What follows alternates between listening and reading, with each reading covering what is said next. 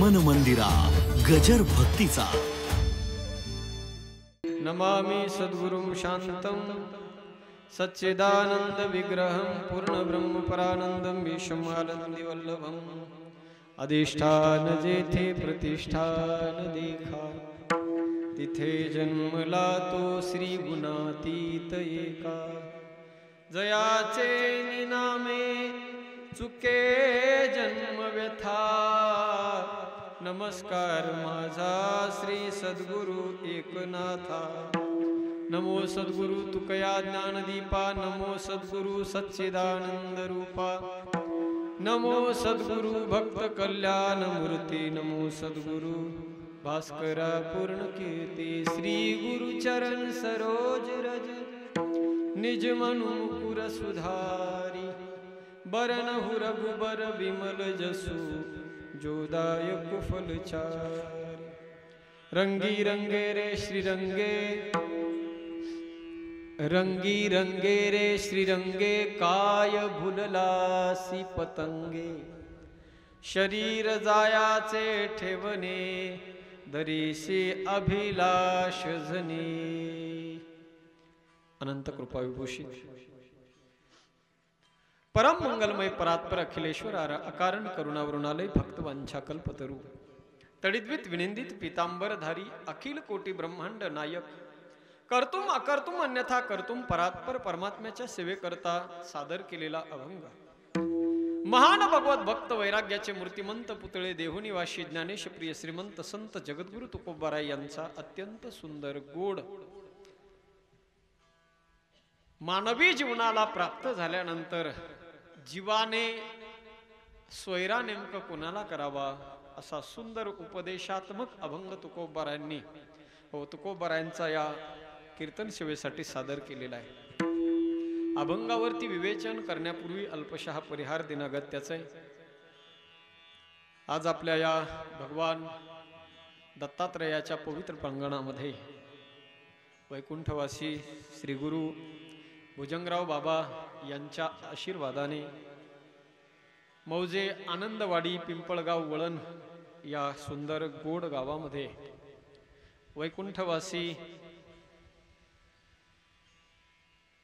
सौभाग्यवती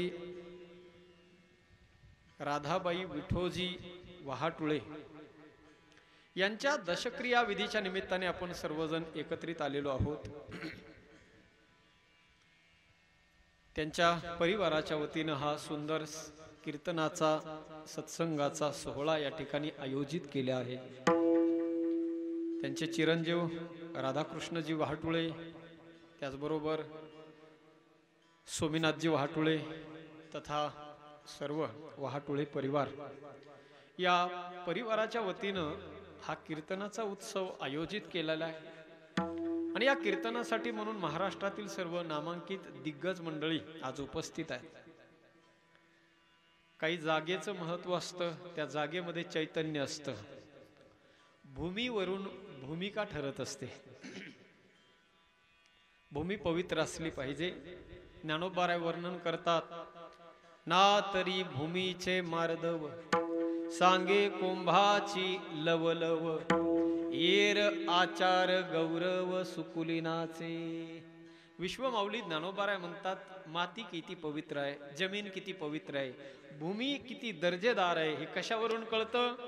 ज्ञानोबाराय म्हणतात त्या भूमीतून निघणारं जे रोपट आहे त्या रोपट्याचा तजेलदारपणा सांगत असतो की ती माती किती पवित्र आहे। आणि खरोखर ज्या भूमीमध्ये संतांनी आपलं जीवन खर्च केलेलं आहे, ज्या भूमीला संतांचा स्पर्श झालेला असतो त्या भूमीमध्ये मांगल्यता दिव्यता आणि रम्यता असते। विठ्ठला विठ्ठला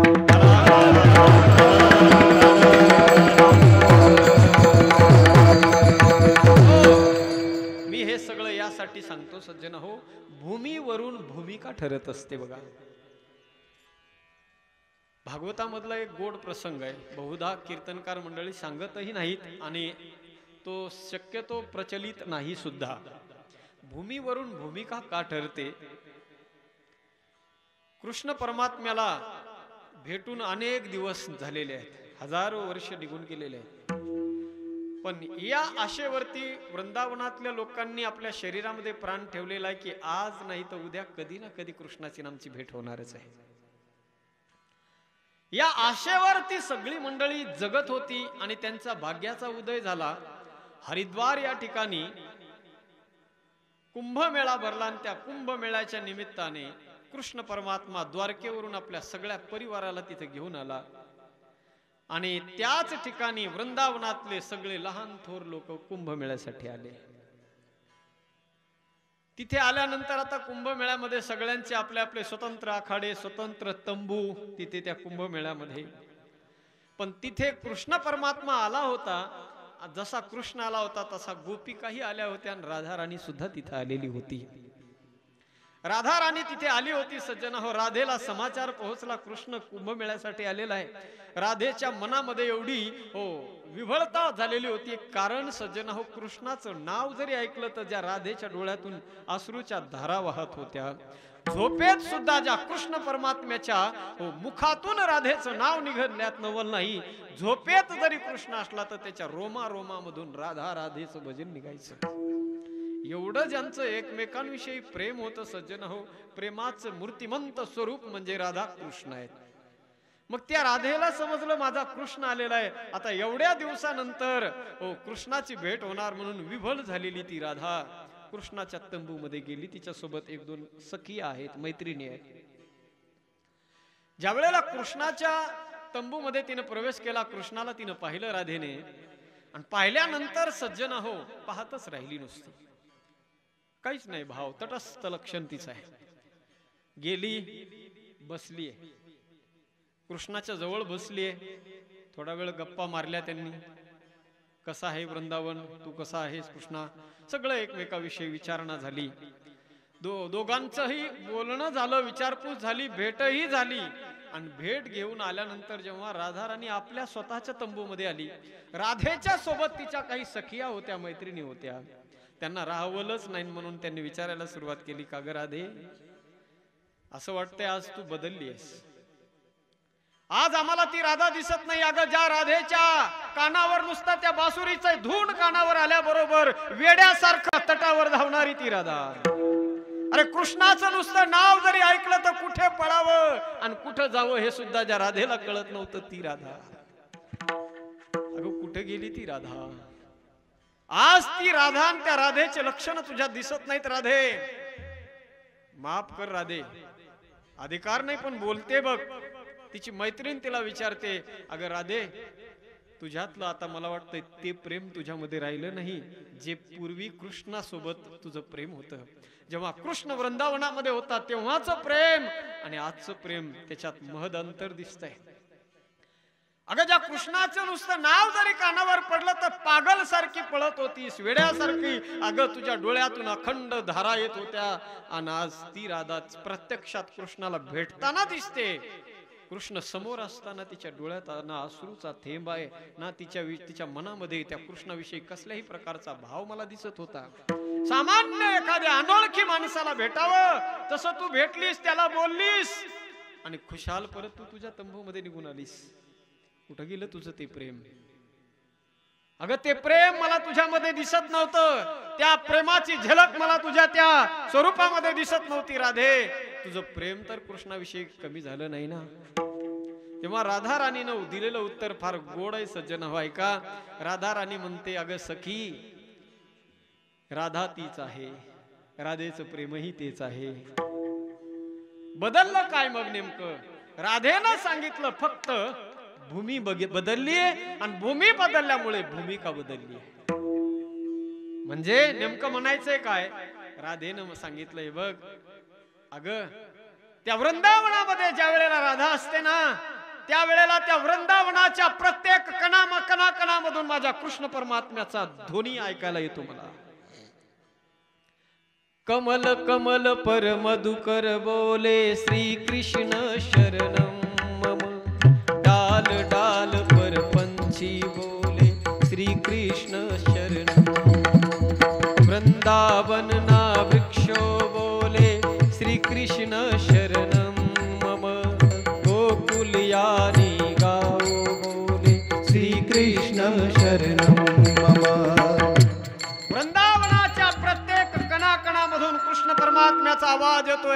अग सखी, कुठे ते वृंदावन, कुठे तो पवित्र यमुनेचा पवित्र तट, कुठे तो बंसीवट, कुठे ते कुंजवन, आणि कुठे ही या कुरुक्षेत्राची भूमी. ज्या भूमीवर कुंभमेळा भरतो ही कुरुक्षेत्राची भूमी आहे राधे सखी. अगं या भूमीमध्ये फक्त एकच आवाज येतोय, मारा झोडा तोडा, कारण ही भूमी आहे युद्धाची भूमी.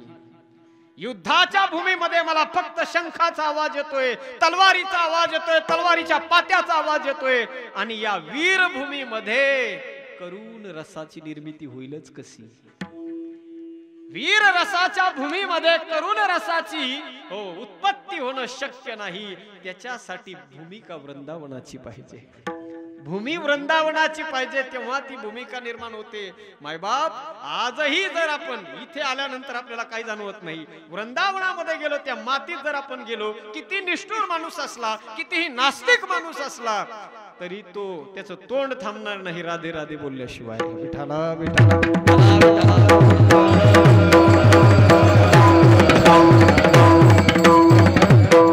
हे सगळं मी यासाठी सांगितलं, भूमी महत्वाची.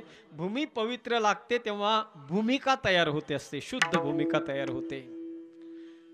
पवित्र ते कुळ पावन देश, पवित्र ते कुळ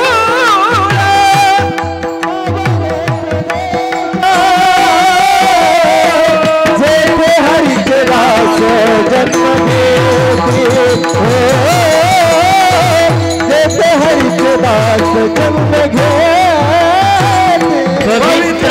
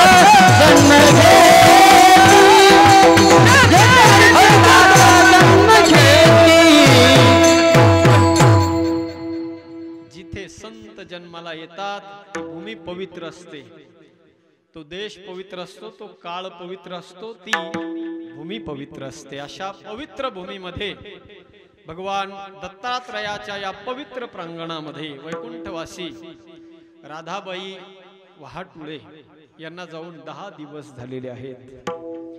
खऱ्या अर्थाने सज्जन हो, तीर्थामध्ये राहणारे, संतांच्या सहवासात राहणारे, संतांच्या सानिध्यात जीवन जगणारी माणसं, अखंड सज्जन हो, त्यांनी पुण्य केलं काय, नाही केलं काय, संतांचा नुसता सहवास जरी प्राप्त झाला तरी त्या लोकांच्या जीवनामध्ये सहजच त्यांच्या जीवनात पुण्य प्राप्त होत असतं. संगती फार महत्वाची आहे. वाईटाची केली तर त्याचे दोष आपल्या जवळ येतात, आणि चांगल्याची केली तर गुण आपल्या जवळ आपसुकच येतात. शास्त्रामध्ये 5 महापातकी सांगितले. स्तेनो हिरण्यश्च सुराम पिबंश्च गुरोस्तल्पमावसन ब्रह्मा चैते पतंती चत्वारः पंचमश्चाश्चरस्तैहि इति. चोरी करणारा, दारू पिणारा, गुरु पत्नीवर वाईट नजर ठेवणारा आणि छोट्या बालकाची ब्रह्महत्या करणारा, हे 4 जण महापापी सांगितलेत. पण या 4पैकी कोणाही एक जणाची संगती करणारा 5वा सुद्धा तितकाच महापापी आहे. विठाला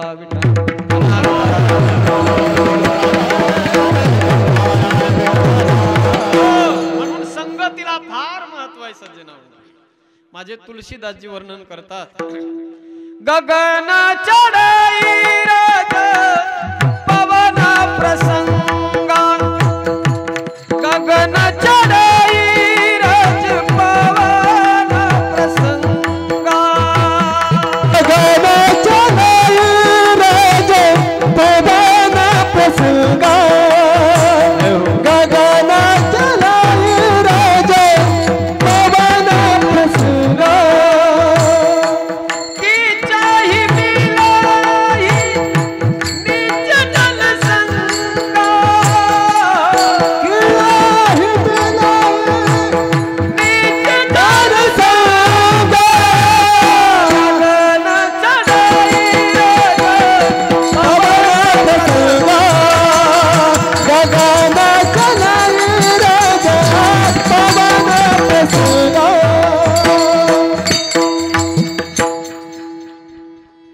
गगन चढ़ही रज पवन प्रसंगा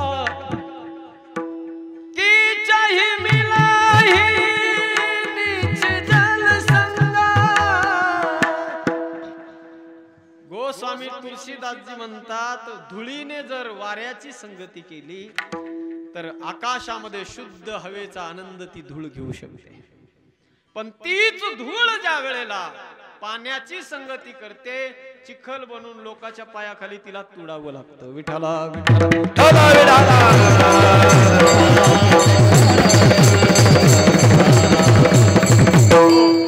म्हणून सहवास, सानिध्य आणि संगती फार महत्वाची आहे. आपण कोणाच्या संगतीत राहतो. आणि मला फार आनंद वाटतो ज्या वेळेला पहिल्या वेळेला फर्स्ट टाइम जेव्हा या आनंदवाडीमध्ये आलो होतो, तेव्हा सुद्धा तेच चैतन्य होतं ना आजही या आनंदवाडीचं तेच चैतन्य आहे. त्याचं कारण आहे संतांनी, वैकुंठवासी गुरुवर्य भुजंगराव बाबांसारख्या महात्म्यांनी जे घालून दिलेले संस्कार आहेत, त्या संस्काराचा हा परिणाम आहे. आणि म्हणून हे सगळं मी यासाठी सांगू राहिलो की हे सगळं जे सुंदर वातावरण तयार झालेलं आहे, कीर्तनाचा जो माहोल सुंदर बनवला गेलेला आहे, हे सगळं त्याच वेळेला घडतं जेव्हा संतांची संगती, सानिध्य, सहवास त्या जीवांना प्राप्त होत असतो. हा वहाटुळे परिवार असं वाटत नाही या कीर्तनाकडे पाहून की हे दशक्रिया विधीचं कीर्तन आहे. असं वाटतं एखाद्या सप्ताहाचा काला होतोय. कारण हे सगळं तयार होण्यासाठी ते वातावरणही तितकंच महत्वाचं असतं. म्हणून वैकुंठवासी राधाबाई यांच्या दशक्रिया विधीच्या निमित्ताने आपण सर्वजण एकत्रित आलेलो आहोत. त्यांना जाऊन आज 10 दिवस झालेले आहेत. शरीराने जरी त्या आज आपल्यामध्ये हयात नसल्या, आत्मतत्वाच्या रूपाने या सर्व महाभूतांच्या मध्ये, पंचमहाभूतांमध्ये त्या आजही विराजमान आहेत. आणि खरोखर पुण्याशिवाय जिवंतपणे माणसाच्या हातून पुण्य घडतं, चांगलं कर्म घडतं, त्याला पुण्य कारणीभूत असतं. सत्कर्माचा परिणाम आहे पुण्य आणि वाईट दुष्कर्माचा परिणाम आहे पाप, दुःख.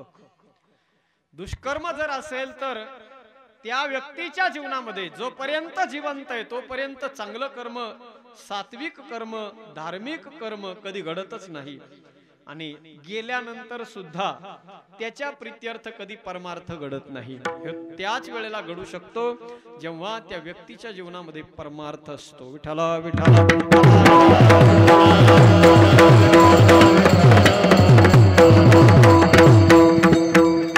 जाण्यासाठी या जगामध्ये प्रत्येक जण आलेला आहे. सज्जन हो, जाणारच आहे.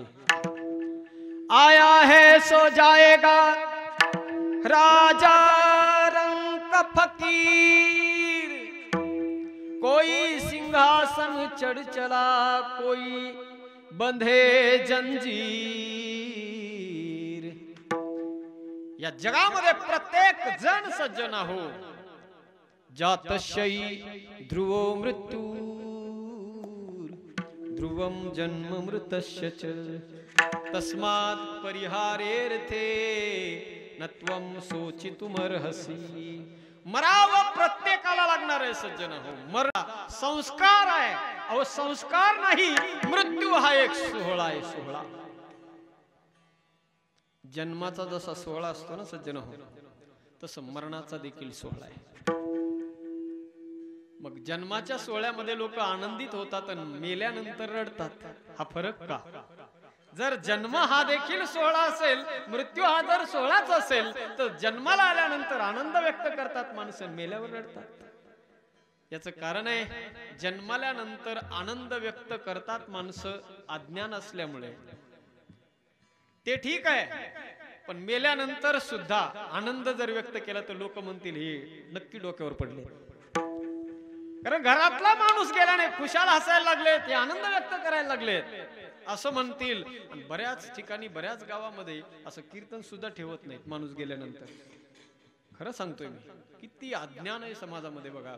हो, आणि जे सुशिक्षित माणसं असतात ना, परमार्थाच्या अँगलने जे माणूस सुशिक्षित असतात तो माणूस व्यक्ती गेल्यापासून जो चिंतन भगवंताचं भजन नामस्मरण चालू करतात तर अगदी 1 वर्षापर्यंत वर्ष श्राद्ध होईपर्यंत म्हणजे तो गेल्यानंतर त्याचा अंत्यविधी होतो ते तिथून पुढे रोज सत्संग चालू असतात भगवंताचं नामचिंतन दशक्रिया विधीपर्यंत गोड जेवणापर्यंत चालू असतं पुढे मासिक श्राद्ध प्रत्येक महिन्याला त्यांच्या निमित्ताने घातल्या जातं आणि मग शेवटचं कर्म आहे ते वर्ष श्राद्ध 16 संस्कारामध्ये वर्ष श्राद्ध हे शेवटचं संस्कार आहे जन्म हा जर पहिला जन्माच्या अगोदर पहिला एक संस्कार आहे ज्याला गर्भाधान संस्कार म्हणतात जन्माला येण्याच्या अगोदर संस्कार आहे गर्भाधान माणूस जन्माला येण्याच्या अगोदर हिंदू धर्मामध्ये संस्काराला प्रारंभ होतो आणि माणसाच्या मृत्यूनंतर सुद्धा त्याचे संस्कार अखंड चालू असतात विठ्ठला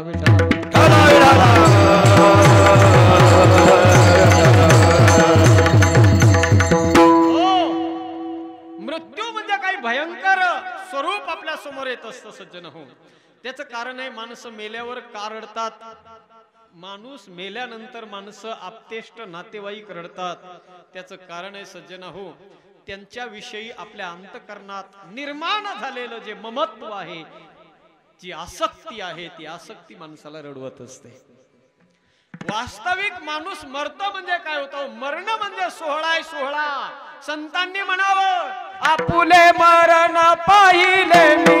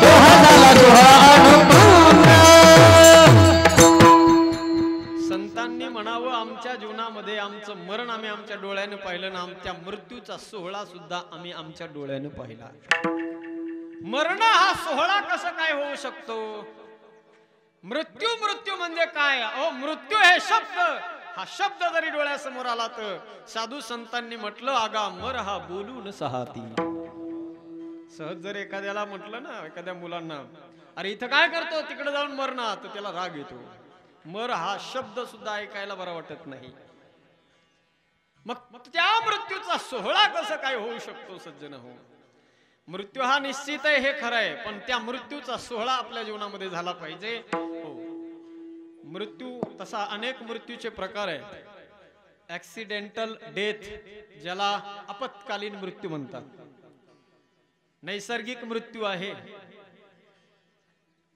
त्याचबरोबर तीर्थ मृत्यू आहे मृत्यूचे अनेक प्रकार आहेत पण त्या मृत्यूला सोहळा करायची गरज नाही तो होत असतो फक्त आपल्याला कळत नाही तसा जर विचार केला सज्जन हो या जीवाचा आता हा जीव ज्या वेळेला या जगामध्ये येतो तेव्हा कुठून येतो उत्तर द्या मला कुठून येतो माणूस येण्याचं या जीवाचं ठिकाण कोणतं या जीवाचं देव आला वैकुंठातून पण जीव कुठून आला नेमका जीवाचं येण्याचं ठिकाण आहे भगवंताच्या तत्वापासूनच जीव येतो तो आणि आपण वेगळे नाही मी तू पण जाऊ दे दुरी एकची घोंगडी जो दुरावा निर्माण झालेला आहे ना सज्जन हो त्याला पुन्हा एकत्रित करायचं काम या जगात आल्यानंतर करायचंय तो आणि आपण एकच आहेत आपण नाही म्हणायचं तो सांगतो स्वतः मम एवांशो जीवलोके जीवभूत सनातन भगवान परमात्मा म्हणतात ईश्वर अंश जीव विनाशी हा जीव ईश्वराचा अंश आहे अंश तो आणि आपण एकच असतो जन्माला आल्यानंतर त्याचं आणि आपलं कनेक्शन कट केल्या जातं ज्याला नाल छेदन संस्कार म्हणतात. नाळ कट करतो ना माणूस, कट, ती नाळ खऱ्या अर्थानं देवाशी जुटलेली असते, पण इथं आल्यानंतर तिला कट केल्या जातं. तेव्हापासून त्याची ना आपली भेटच होत नाही. ती भेट होते डायरेक्ट शेवटच्या क्षणाला, ज्या वेळेला हा जीव हा या शरीराचा त्याग करतो आणि ते आत्मतत्व जेव्हा पुन्हा त्या महत्त्वामध्ये विलीन होतं सज्जन हो, त्यावेळेला खऱ्या अर्थाने दोघांचं मिलन होतं आणि त्या मिलनाचं नाव आहे सोहळा. त्या भगवंताच्या तत्वामध्ये विलीन होणं त्याचं नाव आहे सोहळा. मृत्यू माणसाला येणं त्याचं नाव आहे सोहळा. त्या मृत्यूने आपला स्वीकार करणं त्याचं नाव आहे सोहळा. तुम्ही म्हणाल महाराज आता मृत्यूने जर आपला स्वीकार केला तर आपण त्याला सोहळा म्हणायचं तरी कसं? म्हणणार, तुम्ही सुद्धा म्हणणार. हे त्या तोपर्यंत माणूस म्हणत नाही जोपर्यंत त्या मृत्यूचं खरं रूप आपल्याला कळत नाही.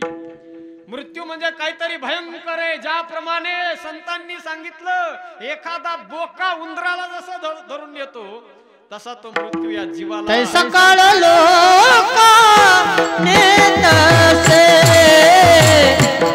सकाळ लोका नेतसे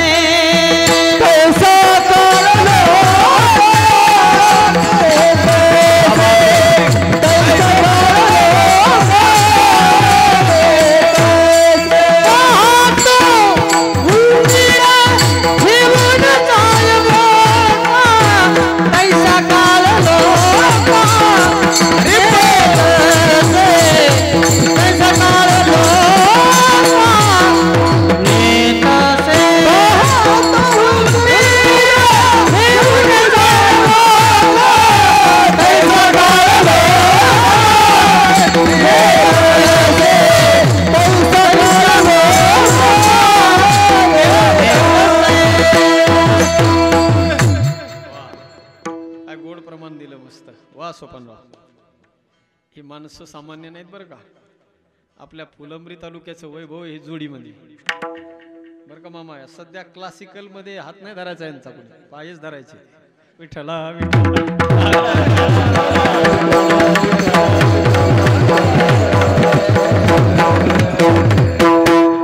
पाहतो उंदीर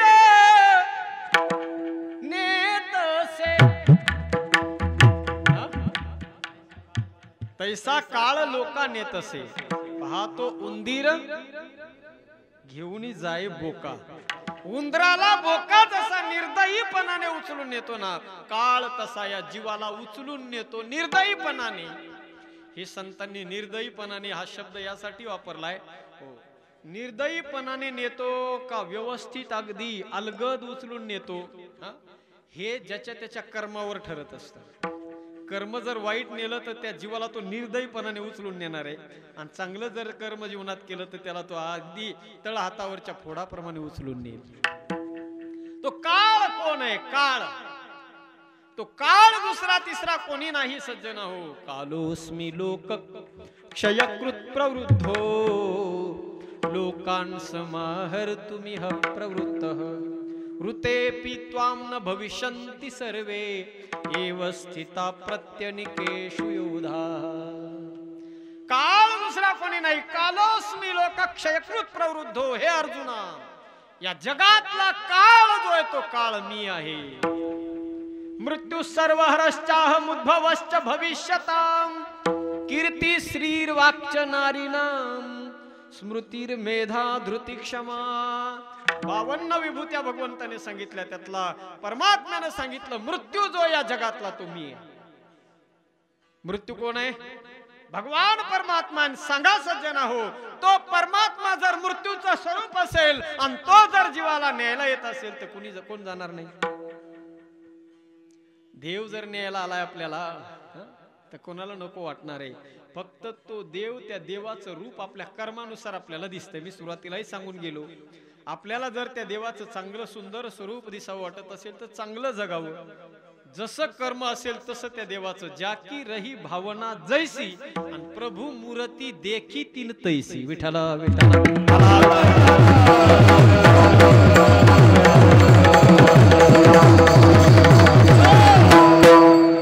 अनेक वर्षा दिवसापासून त्या देवाची आणि आपली ताटातूट झालेली असते आणि पुन्हा तो अंतकाळाच्या वेळेला तो परमात्मा आपल्याला नेण्यासाठी येतो, तो देव आपल्याला भेटतो. म्हणून त्या मृत्यूच्या वेळेला त्या काळाला संतांनी सोहळा म्हणलंय. विठ्ठला विठ्ठला विठ्ठला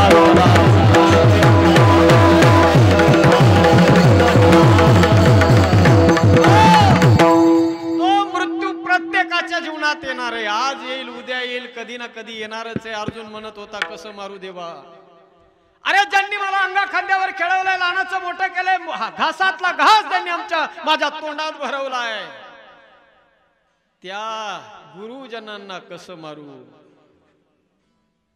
गुरु न हत्वा हि महानुभावान श्रेयो भोक्तुम भैक्षमपि लोके हत्वार्थ कामांस्तु गुरुनिहैव भुंजीय भोगान रुधिर प्रदिग्धा. अर्जुनानं म्हणावं देवा रे, ज्यांनी लहानाचं मोठं केलंय, विद्या देवोनी कुरुटा केला, जेने मज धनुर्वेद दिदला. अरे या जगामध्ये ज्यांच्या जीवावर मी सेखी मिरवतोय, मोठेपणा मिरवतोय, धनुर्धारी म्हणून जग मला ओळखतं ज्यांच्यामुळे, तू म्हणतो त्यांना बाण मार. त्यांना मारण्यापेक्षा भिक्षा मागून जगणं पसंत करेल, पण मी त्यांना मारणार नाही. तेव्हा भगवान सांगतात, अर्जुना तू जरी नाही मारलं तरी त्यांना मी मारणारच आहे. असं समजू नको की हे कायम स्वरूपी आलेले आहेत. या जगात कोणीच कायम स्वरूपी आलेलं नाही. अरे सामान्य माणसाची काय गत, अरे आमच्यासारखे अवतार सुद्धा इथं नाही. येरते पामर जीव कीर्ती, येरते पामर जीव कीर्ती, येरते पामर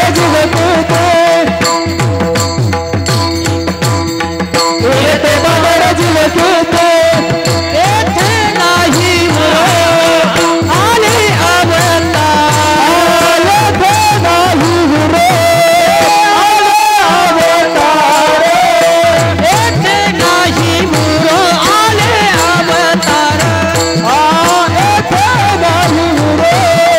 आले अवतार. येरते पामर जीव कीर्ती, येरते पामर जीव कीर्ती, येरते पामर जीव कीर्ती,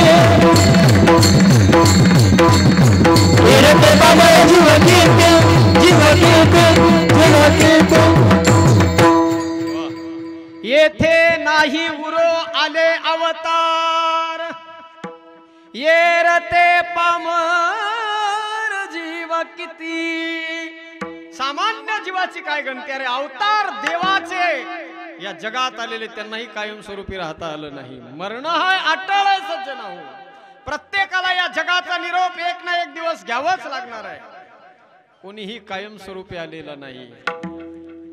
क्या भरोसा है इस जिंदगी का, क्या भरोसा है इस जिंदगी का. साथ देती नहीं, साथ देती नहीं, साथ देती नहीं ये किसी का. क्या भरोसा है इस जिंदगी का, क्या भरोसा है इस जिंदगी का.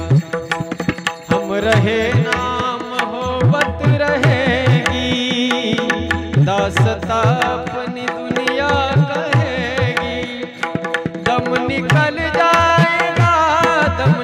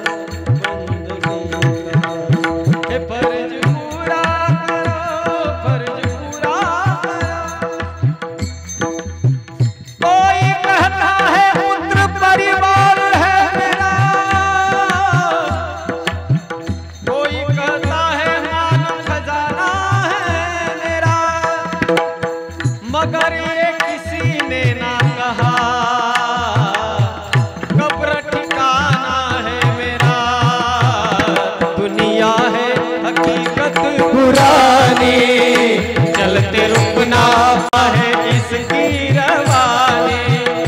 फर्ज पूरा करो, फर्ज पूरा करो, फर्ज पूरा करो, फर्ज पूरा करो, पूरा करो, फर्ज पूरा करो, फर्ज पूरा करो बंदगी का।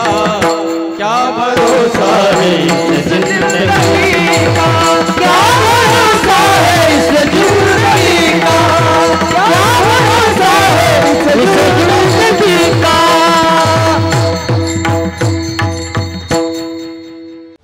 मन मंदिरा गजर भक्तीचा